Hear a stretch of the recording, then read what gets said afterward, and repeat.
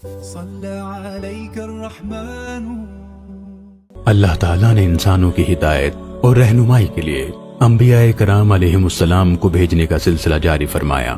دنیا میں سب سے پہلے نبی حضرت آدم علیہ السلام تشریف لائے، اور سب سے آخر میں ہمارے پیارے نبی حضرت محمد مصطفیٰ صلی اللہ علیہ وسلم کو اللہ تعالیٰ نے نبی بنا کر مبعوث فرمایا۔ آپ صلی اللہ علیہ وسلم اللہ تعالیٰ کے آخری نبی اور رسول ہیں، لہٰذا آپ کے بعد قیامت تک کسی بھی شخص کو نبوت نہیں دی جائے گی۔ اس مبارک عقیدے کو عقیدہ ختم نبوت کہتے ہیں، اور اس پر ایمان رکھنا مسلمان ہونے کی لازمی شرط ہے۔ اسی وجہ سے امت مسلمہ 1400 سال سے متفقہ طور پر اس عقیدے کو اسلام کے بنیادی عقائد میں سے تسلیم کرتی چلی آ رہی ہے۔ عقیدہ ختم نبوت دین اسلام کی بنیادی اساس ہے۔ اسی اہمیت کے پیش نظر اللہ تعالیٰ نے قرآن کریم میں کم و بیش 100 آیات بینات میں اور نبی کریم صلی اللہ علیہ وسلم نے سینکڑوں احادیث میں اس مبارک عقیدے کو مختلف انداز میں بیان فرمایا ہے۔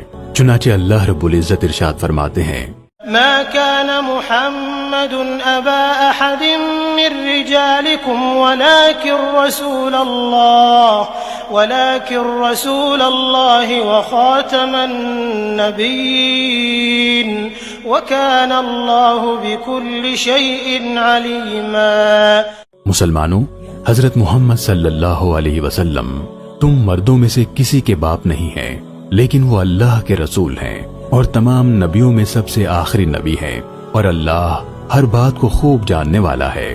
آپ صلی اللہ علیہ وسلم نے بھی اپنے ارشادات میں اپنے آخری نبی ہونے کو واضح طور پر بیان فرمایا۔ چنانچہ آپ صلی اللہ علیہ وسلم کی معروف حدیث مبارکہ ہے کہ انا خاتم النبیین لا نبی بعدی، یعنی میں خاتم النبیین ہوں، میرے بعد کوئی نبی نہیں ہوگا۔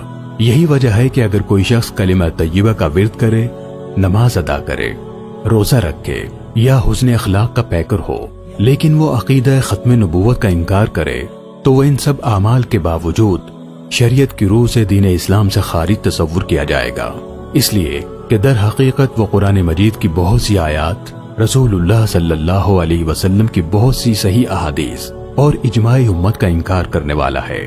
موجودہ دور میں جو لوگ عقیدہ ختم نبوت کا انکار کرتے ہیں وہ قادیانی ہیں، جو خود کو احمدی کہلاتے ہیں۔ یہ لوگ حضرت محمد مصطفیٰ صلی اللہ علیہ وسلم کے بعد ہندوستان کے ایک چھوٹے سے قصبے قادیان سے تعلق رکھنے والے شخص مرزا غلام احمد قادیانی کو نعوذ باللہ اللہ کا نبی مانتے ہیں۔ مرزا قادیانی سن 1839 یا 1840 میں پیدا ہوا اور سن 1908 میں اس نے آخری سانس لی۔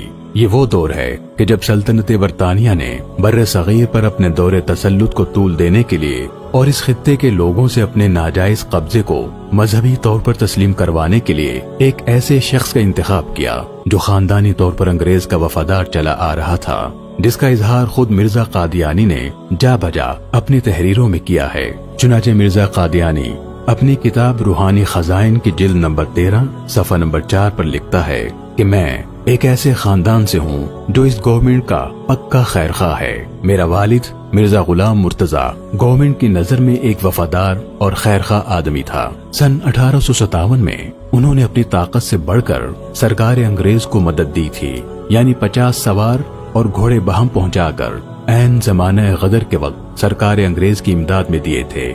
اسی طرح روحانی خزائن کی جلد نمبر 15 صفحہ نمبر 155 پر لکھتا ہے کہ میری عمر کا اکثر حصہ اس سلطنت انگریزی کی تائید و حمایت میں گزرا ہے، اور میں نے ممانعت جہاد اور انگریزی اطاعت کے بارے میں اس قدر کتابیں لکھی ہیں اور اشتہار شائع کیے ہیں کہ اگر وہ اکٹھی کی جائیں تو 50 الماریاں ان سے بھر سکتی ہیں۔